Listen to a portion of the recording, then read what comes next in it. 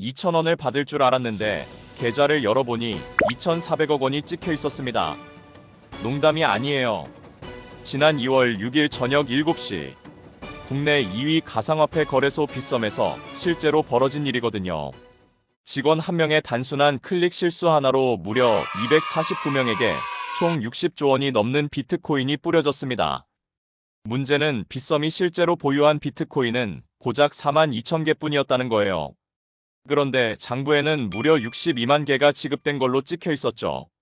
위조가 불가능하다는 블록체인에서 대체 어떻게 없는 코인이 갑자기 생겨난 걸까요? 사고 소식이 퍼지자마자 인터넷은 그야말로 뒤집어졌습니다. 포털 사이트 댓글창에는 비트코인이 결국 숫자 노름이었네, 거래소가 마음대로 코인을 찍어내는 거 아니냐는 비난이 쏟아졌죠. 블록체인이 뭔지도 모르던 사람들까지 그거 봐라, 사기였잖아 라며 조롱하기 시작했습니다. 가상화폐에 투자하던 사람들 입장에서는 정말 속이 타들어가는 상황이었어요. 그런데 진짜 아찔한 건 따로 있었습니다. 오지급을 받은 249명 중 일부가 상황 파악도 하기 전에 매도 버튼을 눌러버린 거예요. 갑자기 계좌에 2,400억이 찍혀 있으니까 시스템 오류인 걸 알면서도 일단 팔고 보자는 심리가 발동한 거죠. 수천억 원어치 물량이 한꺼번에 시장에 쏟아지니까 어떻게 됐겠어요. 빗썸 내 비트코인 가격이 9,800만 원에서 8,100만 원까지 단 몇 분 만에 15%나 곤두박질 쳤습니다. 이 와중에 40대 직장인 이모 씨는 전혀 다른 이유로 멘붕에 빠졌어요. 퇴근길 지하철에서 습관처럼 호가창을 열었는데 가격이 미친 듯이 빠지고 있던 겁니다. 당연히 무슨 대형 악재가 터진 줄 알았죠. 겁에 질려서 본인 보유분 전량을 손절쳐버렸는데 집에 와서 뉴스를 보니까 오지급 사고 때문이었던 거예요. 이미 1,200만 원 손실을 확정한 뒤였습니다. 빗썸이 부랴부랴 출금을 막은 건 사고 발생 35분 후였는데 그 황금 같은 35분 동안 수많은 일반 투자자들이 영문도 모른 채 피해를 봤습니다. 자, 여기서 많은 분들이 헷갈려 하시는 게 있어요. 블록체인은 위조가 불가능하다며? 그런데 어떻게 없는 코인이 생겨날 수 있는 거냐고요. 이걸 이해하려면 거래소가 실제로 어떻게 돌아가는지를 알아야 합니다. 결론부터 말씀드릴게요.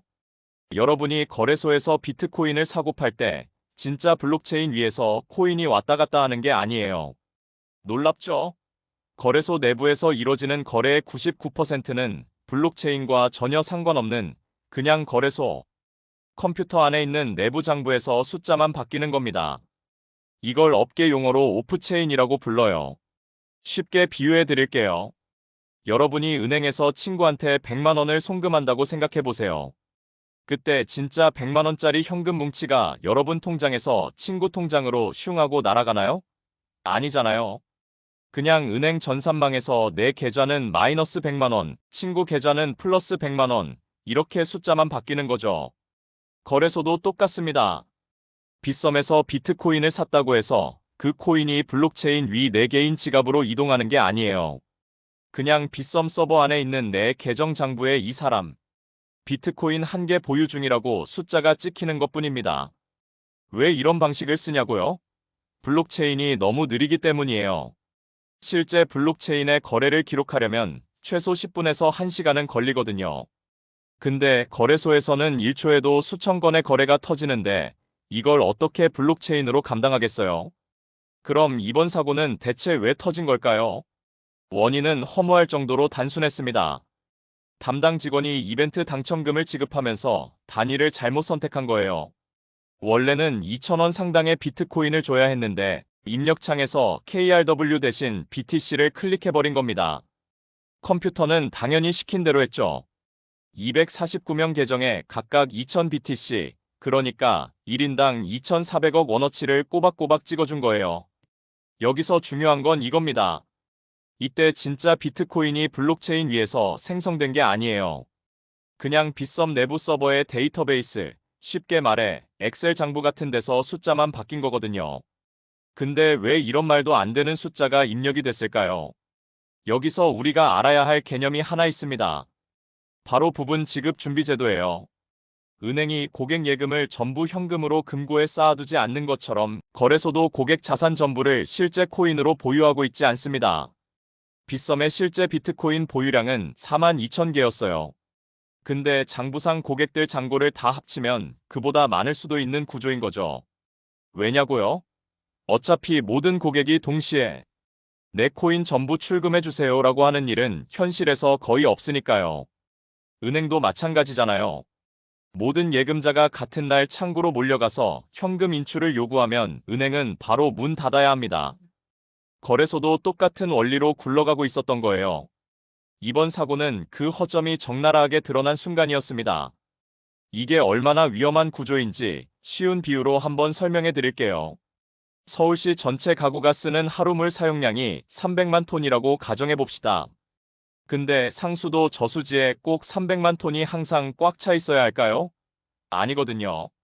실제로는 그것보다 훨씬 적은 양만 있어도 수도 공급에 문제가 없어요. 왜냐면 1,000만 서울 시민이 동시에 수도꼭지를 트는 일은 없으니까요. 누구는 아침에 쓰고 누구는 저녁에 쓰고 이렇게 분산되니까 저수지가 버틸 수 있는 겁니다.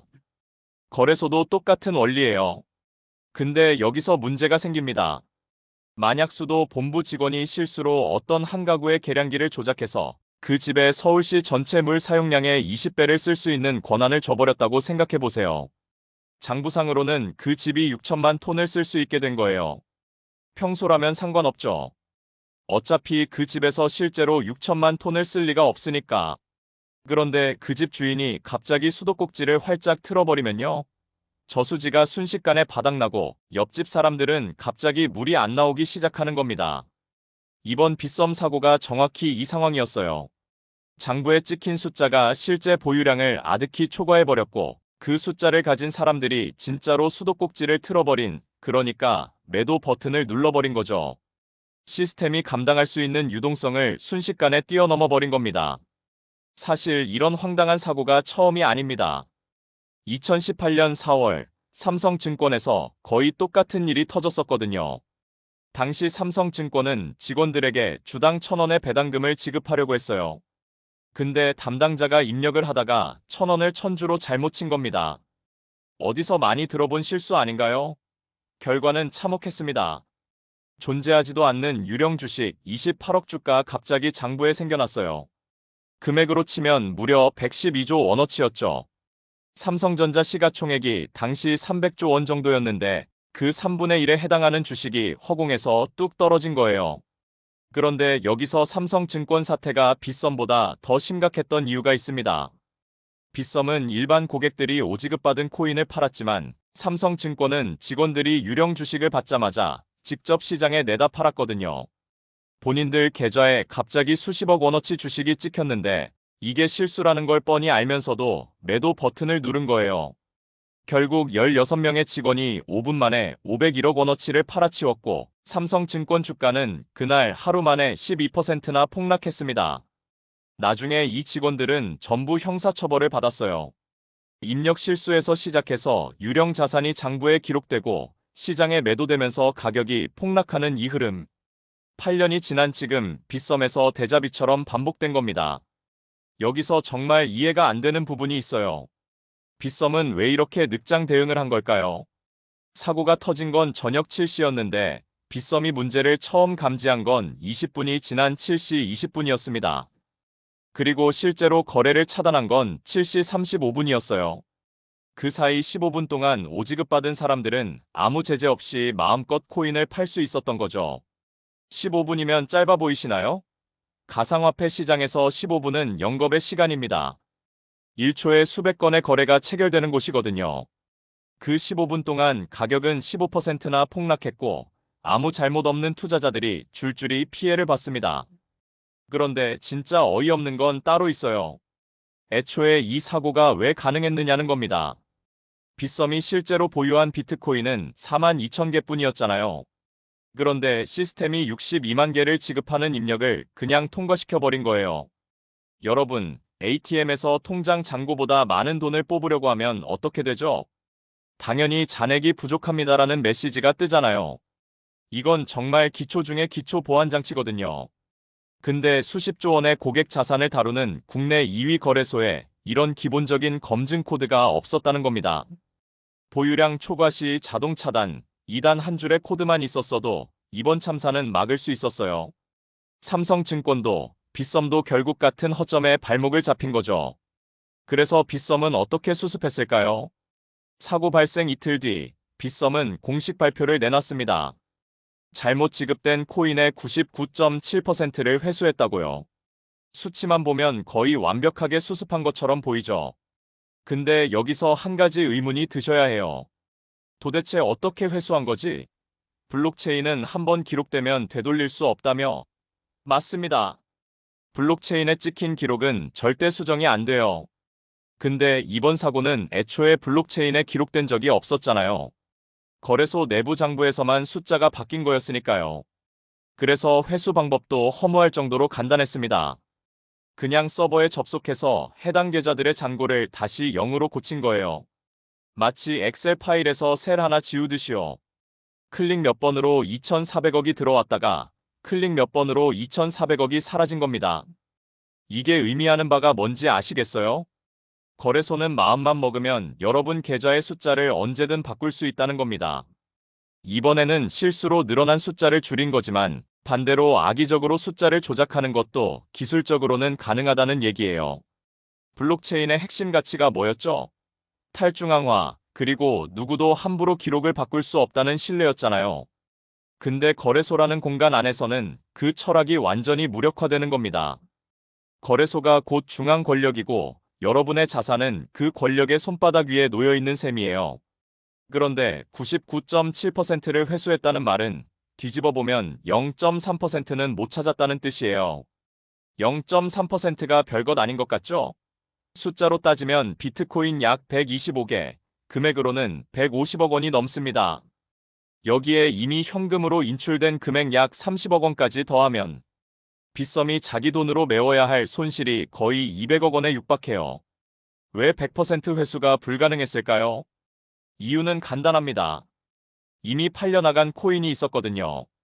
생각해보세요. 오지급받은 A씨가 비트코인을 시장에 내다 팔았어요. 그걸 아무것도 모르는 B씨가 정상적으로 구매했습니다. 이 경우 B씨 계좌에서 코인을 강제로 뺏어올 수 있을까요? 절대 안 되죠. B씨는 정당한 대가를 치르고 합법적으로 산 거니까요. 법적으로 선의의 제3자를 보호해야 하거든요. 더 골치 아픈 건 현금 인출건이에요. 사고 발생 후 빗썸이 출금을 막기까지 35분이 걸렸잖아요. 그 틈을 노린 일부 사람들이 오지급받은 코인을 팔고 원화로 바꾸고 그걸 곧바로 자기 은행 계좌로 빼버린 겁니다. 시스템 밖으로 완전히 나가버린 돈이에요. 물론 법적으로는 부당이득 반환 청구가 가능하고 형사 고발도 할 수 있습니다. 실제로 빗썸은 일부 인출자들을 고소했다고 해요. 하지만 재판은 몇 년이 걸릴지 모르고 그 사이에 돈을 다 써버리거나 해외로 빼돌리면 받아낼 방법이 마땅치 않죠. 이쯤 되면 근본적인 질문을 던져봐야 해요. 블록체인이 그렇게 대단하다면서 왜 이런 일이 가능한 거냐고요. 답부터 말씀드릴게요. 블록체인의 투명성, 위조 불가능성, 이런 멋진 특성들은 거래소 밖에서만 유효한 규칙입니다. 여러분이 코인을 거래소에 맡기는 순간 그 코인은 더 이상 블록체인 세계에 있는 게 아니에요. 거래소라는 사설 금고에 갇혀버리는 거죠. 쉽게 비유해 드릴게요. 여러분이 1kg짜리 금괴를 갖고 있다고 생각해 보세요. 이걸 집에 금고를 사서 보관하면 어떨까요? 도둑이 들 위험은 있겠죠. 하지만 그 금괴는 누가 뭐래도 100% 내 소유예요. 열쇠는 나만 갖고 있고 누구의 허락도 필요 없이 언제든 꺼내 쓸 수 있습니다. 그런데 이 금괴를 은행 금고에 맡기면 상황이 달라져요. 편하긴 하죠. 보안도 좋고 직접 관리할 필요도 없으니까. 근데 그 은행이 갑자기 파산해버리면요? 아니면 은행 직원이 장부를 조작해서 이 고객은 금괴 맡긴 적 없는데요? 라고 하면요? 증명할 방법이 마땅치 않습니다. 암호화폐도 똑같아요. 개인 지갑에 보관한 코인은 설령 해킹당할 위험이 있더라도 진짜 내 것입니다. 개인 키라는 열쇠를 나만 갖고 있으니까요. 하지만 거래소 계좌에 넣어둔 코인은요? 블록체인 위에 이건 내 코인이라고 적혀 있는 게 아니에요. 거래소 장부에 그렇게 적혀 있을 뿐이죠. 그래서 우리는 이 사건에서 뭘 배워야 할까요? 솔직히 말씀드릴게요. 이번 사고로 금융당국이 빗썸의 과태료를 때리고 내부 통제 강화하라고 시정명령을 내리겠죠. 하지만 거래소의 근본적인 시스템, 그러니까 내부 장부로 거래하는 오프체인 방식은 절대 안 바뀝니다. 바꿀 수가 없어요. 아까 말씀드렸듯이 블록체인은 너무 느리거든요. 그래서 거래소들은 앞으로도 계속 이 방식을 쓸 수밖에 없고, 이번 같은 사고는 언제든 또 터질 수 있습니다. 기억하시나요? 2022년 11월 세계 2위 가상화폐 거래소였던 FTX가 하루아침에 파산했었죠. 알고 보니 고객 자산 수조 원을 빼돌려 쓰고 있었던 거예요. 장부에는 숫자가 찍혀 있었지만 실제 코인은 없었던 겁니다. 그때도 투자자들은 설마 이렇게 큰 거래소가? 라고 했어요. 빗썸도 국내 2위거든요. 규모가 크다고 안전한 게 아니에요. 그래서 제가 드리고 싶은 조언은 이겁니다. 거래소에는 당장 거래할 금액만 남겨두세요. 나머지는 반드시 개인 지갑으로 옮기시고요. 조금 불편하더라도 직접 관리하는 게 진짜 내 돈을 지키는 유일한 방법입니다. 거래소를 믿지 말라는 게 아니라 시스템 자체의 한계를 인정하고 그에 맞게 행동하라는 거예요. 결국 내 자산은 내가 지키는 겁니다. 법이 바뀌고 규제가 강화돼도 거래소는 효율성 때문에 오프체인 시스템을 버리지 못합니다. 이건 구조적 한계예요. 그래서 여러분이 직접 움직여야 합니다. 거래소 리스크, 시스템 오류 가능성을 항상 머릿속에 넣어두시고요. 자산은 분산해서 보관하세요.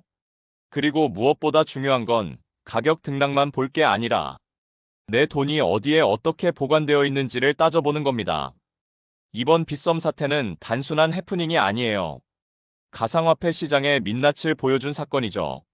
뉴스 헤드라인 너머에 숨겨진 시스템의 작동 원리, 이걸 이해하는 사람만이 다음 위기에서 살아남을 수 있습니다.